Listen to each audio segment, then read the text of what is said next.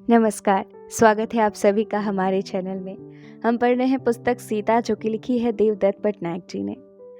हम इसका खंड 2 पढ़ रहे थे, तो चलिए उसी को आगे पढ़ते हैं। धनुष भंग। जब विश्वामित्र और कुमार मिथिला पहुंचे तो सुनैना अपनी पुत्रियों से भेंट करने के लिए बाहर दौड़ी आई।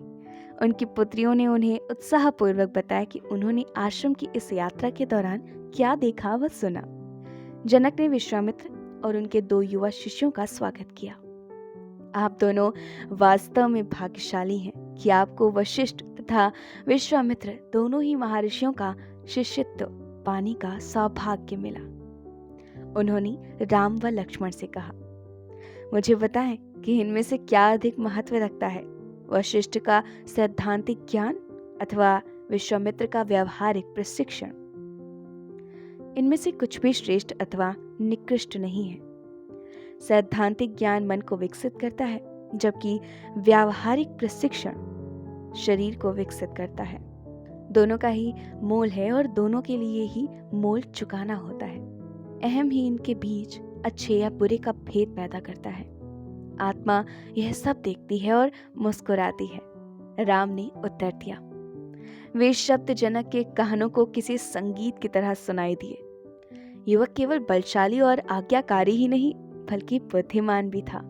वे भी मन ही मन यही मानने लगे कि काश वह धनुष भंग करने में सफल हो जाए। जब उन्होंने शास्त्रागार में प्रवेश किया तो जनक ने विश्वामित्र से आग्रह किया कि वे राम का औपचारिक परिचय दें। शिव के धनुष को ज्ञान होना चाहिए कि उसकी प्रत्यंचा चढ़ाने का प्रयत्न करने कौन आया है।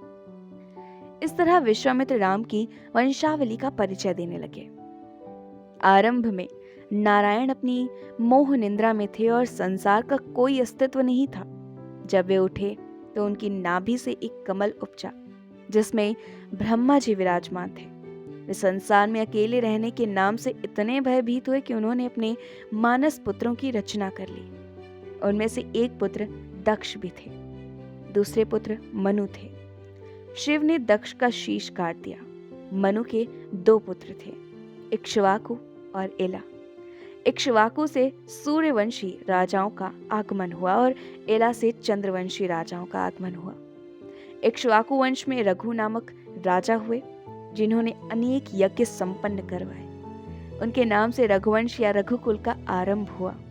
उनके ही वंश में एक सगर राजा हुए, जिनके पुत्र ने खोए हुए अश्व की तलाश में धरती में इतना गहरा गड्ढा खोद दिया कि उसमें वर्षा का जल एकत्र होकर सागर में बदल गया। उनके ही वंश में एक राजा भगीरथ हुए, जो गंगा को आकाश से लाए थे ताकि वे धरती पर प्रवाहित हो सके। इसी वंश में एक दिलीप नामक राजा भी हुए, जिन्होंने एक भूखे शेर से गाय की रक्षा करने के लिए अपना मांस उसके आगे डाल दिया था। इसी वंश में एक राजा हरिश्चंद्र हुए।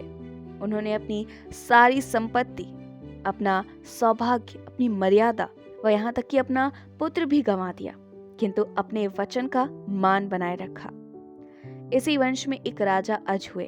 उन्हें अपनी पत्नी इंदुमती से इतना प्रेम था कि उसकी मृत्यु होते ही तत्क्षण अज ने भी देह त्याग दी। अज से दशरथ का जन्म हुआ और दशरथ से राम ने जन्म पाया। क्या मैं धनुष? राम ने जनक से अनुमति चाही। जनक ने हामी भर दी। उन्होंने देखा कि राम धनुष को स्पर्श करने से पूर्व अपने पूर्वजों, माता पिता व अपने गुरुओं को प्रणाम निवेदित कर रहे थे। इसके बाद ही दशरथ के ज्येष्ठ पुत्र ने धनुष को हाथ लगाया। उन्होंने उसे धीरे से उठा लिया। वे आश्चर्यचकित दिखे कि उस धनुष को जितना भारी बताया जा रहा था, ऐसी तो कोई बात ही नहीं थी। जब राम ने दंड के निचले हिस्से को अपने दाहिने अंगूठे से संभाला तो जनक दम साधे देखने लगे। इसके बाद राम ने दाहिने हिस्से से डोरी को खींचते हुए अपने बाएं हाथ से दंड को मोड़ा। वे धनुष के दूसरी ओर लटक रही डोरी को बांधना चाह रहे थे। सारे कक्ष में एक विचित्र सी प्रत्याशा और उद्वेग की गंध थी। सीता भयातुर थी। नियम स्पष्ट थे। वे उस व्यक्ति से विवाह नहीं कर सकती थी जो शिव के धनुष की प्रत्यंचा न चढ़ा सके, परंतु उनके हृदय को नियमों की परवाह नहीं थी। वह तो स्वयं को राम के चरणों में सौंप चुका था। वे उनमें ही अपना सारा संतोष पा लेती, किंतु यदि वे सफल ना हो सके तो? तभी एक घटना घटी। राम ने सीता की आंखों में देखा। एक क्षणांश के लिए उनका ध्यान विचलित हुआ।